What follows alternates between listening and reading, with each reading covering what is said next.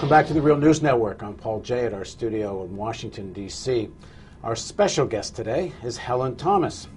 Helen Thomas has been a member of the White House press corps for over 58 years. She's covered every president since John F. Kennedy. She was the first female officer of the National Press Club, first female member and president of the White House Correspondents Association, and in 1975 she was the first female member and later became the president of the Gridiron Club. She's written 5 books. Her latest, with co-author Craig Crawford, is Listen Up, Mr. President, Everything You Always Wanted Your President to Know and Do. Mm-hmm. So you've been telling presidents what to do for like a long time. They don't take my advice. Well, here's an example. President Obama, first of all, welcome. Thanks for joining us. So President Obama had his inaugural Helen Thomas question in his first press conference, and here's a little clip we're gonna play from the press conference. Helen, this is my inaugural moment here. I'm really excited. Mr. President, do you know of any country in the Middle East that has nuclear weapons? With respect to nuclear weapons, I don't want to speculate.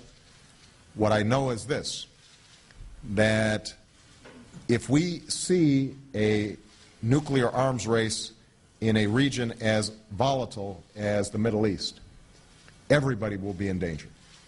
And one of my goals is to prevent nuclear proliferation generally.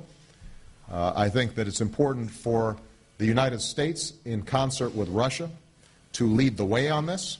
Okay? All right. Sam Stein, Huffington Post. Where's Sam?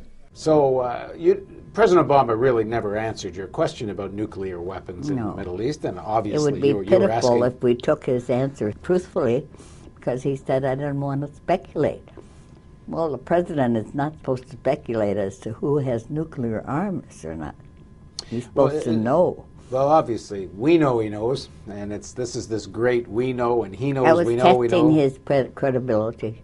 So that's it's actually quite a profound question, because it goes to the whole Middle East, U.S. policy in the Middle East. Not only does the U.S. have a kind of double standard on nuclear weapons when it comes to Iran and such, but what do you make of Obama's whole Middle East policy? Is there a break with Bush here or not? Too one-sided in favor of Israel. He ignores all the horrors that have happened to Palestinians. Their country taken away, thousands imprisoned for many, many years. We give them arms. We give the aid to Israel as it continues to occupy and just treat the Palestinians like they're newcomers, and these are Europeans who come there, who have no ties to Palestine.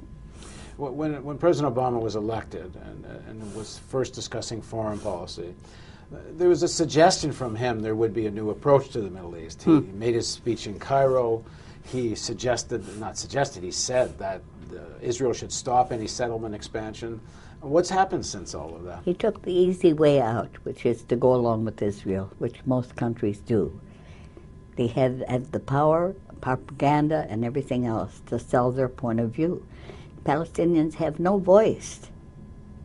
So in terms of understanding, what President Obama's done is nothing new. This has been a White House approach for a long time. Accused of being a Muslim, which is, the worst thing can happen to you, apparently. And I think he was afraid of that kind of tie. But you've been covering the White House, as we said, for like 58 years. Is there talk about the whole history of U.S. approach to Israel and the Palestinian conflict? When Israel was created, and they declared themselves in 1948. Truman went along. They knocked on his door at 3 o'clock in the morning. He did the unheard of thing to get out and recognize the state of Israel.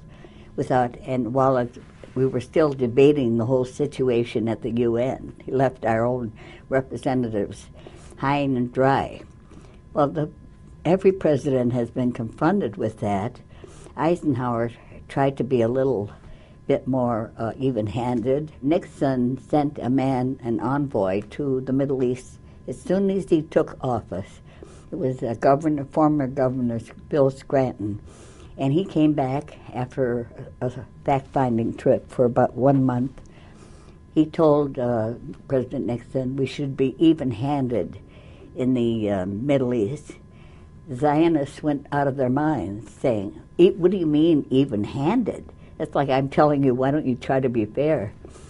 That report has gathered that much dust on state, but never saw the real light of day. And every president has been confronted with this issue. And it is an issue. People have the right to defend their own country. Now, 2,000 years. Now, Jimmy Carter, in the last few years, has actually, he was, I guess, the first person to, at that level to actually acknowledge Israel has nuclear weapons.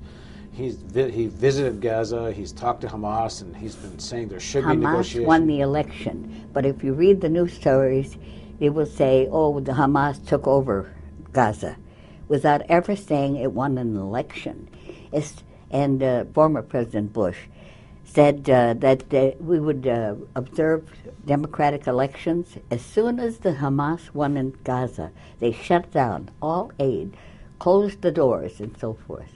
But did Carter have any, in terms of his policy towards Israel and Palestine, was he any different than all the other American presidents when Carter was in power? He got the first accord, in the Camp David Accords, and Begin promised him a lot of things, a letter that will acquiesce to concessions, never got the letter.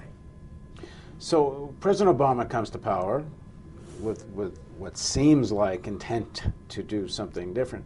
What are the forces at play here?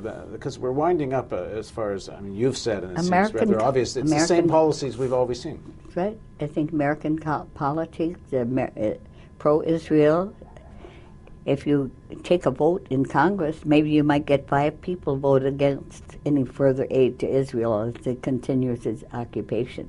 But that's about it. They have vast power. Who's they? The Zionists. Obama went to AIPAC, the main lobby organization of the kind of right wing of the pro-Israel lobby, when he was running for president, and he said to AIPAC more or less what they wanted to hear, with the exception maybe of the no expansion of settlements. So he's actually following through on what he campaigned on. He's never really suggested a different policy, has he? No, not really. He's following through, that's true. I don't think he's ever made any real commitments to the Palestinians. In terms of what you understand about the inner workings of the White House and how decisions are made, are there any forces behind the scenes at play here to try to put pressure on Israel to have a different kind of policy, or have they kind of given up on that? I think President Obama gave up totally early on. I don't think he even tried. He realized he's running up against a stone wall. Why take that on when he has so many other problems? So do you think that's it for his administration in terms of new policy towards the Middle East? I think he'd just as soon forget it if he could.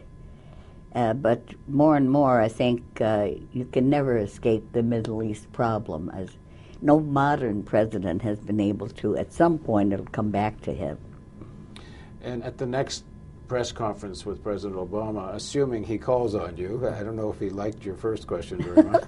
I'm sure he didn't. What do you want to ask him? I want to ask him if he ever found out whether anyone in the Middle East has nuclear weapons.